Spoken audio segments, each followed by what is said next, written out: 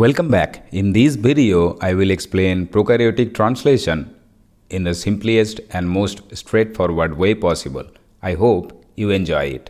In this process, a polypeptide is synthesized using mRNA as a template.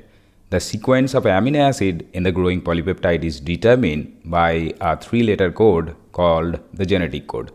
The genetic code is read from 5' to 3' direction, and it is decoded by tRNA through complementary base pairing between the codon and anticodon. Transfer RNA acts as an adapter, holding the corresponding amino acid at its 3' end with the help of amino-acyl tRNA synthetase. When an amino acid is attached, the tRNA is called charge or amino-acyl tRNA. Inside the cell, the ribosome is the site of protein synthesis. Both ribosomal subunits have 3 binding sites for tRNA. The entry point for tRNA is called amino-acyl or A site, next P site where the peptide bond is formed, and the deacetylated tRNA exits through the E site. For our understanding, the whole process can be divided into 3 stages: initiation, elongation, and termination.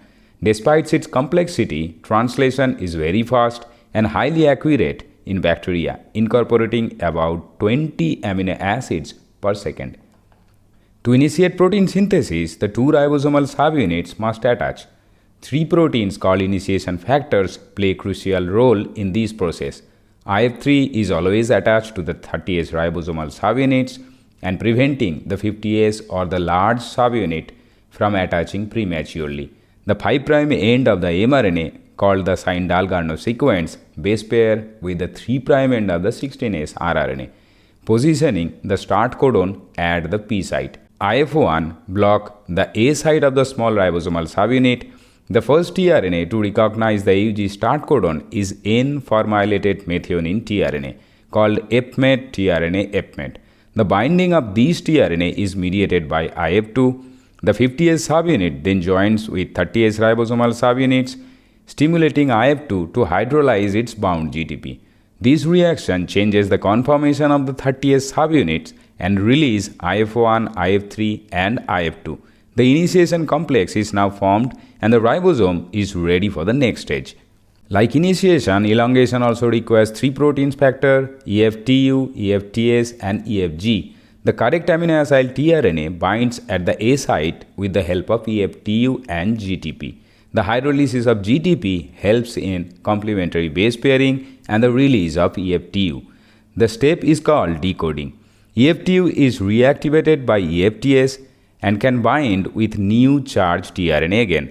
The peptidal transferase center located in this region catalyzes the formation of peptide bond between the first and the second amino acids, moving from the N-terminal to the C-terminal direction. The resulting dipeptide is transferred to this tRNA. A step is called transpeptidation.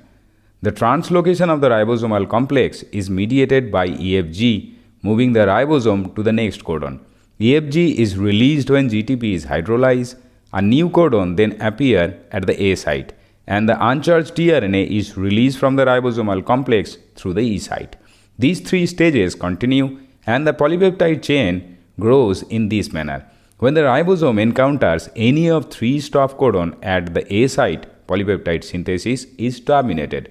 Termination also requires 3 proteins factors called release factor. There are no tRNA for stop codons. RF1 recognize UAA and UAG, while RF2 recognize UAA and UGA.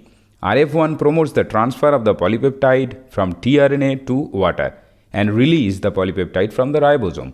RF3 then binds to this position complex with GDP. When GTP is hydrolyzed, RF3 is released from the 70S ribosomal complex.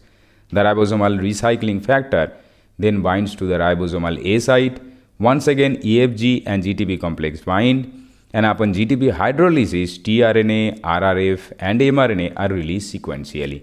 The ribosomal complex separates, and the ribosomal subunits can participate in a new round of initiation. If you like this content, drop your valuable comments in the comment box below. If you are watching my video for the first time, don't forget to subscribe to my channel and press the bell icon, and share the content with your friends and family if you care. And finally, thank you for watching.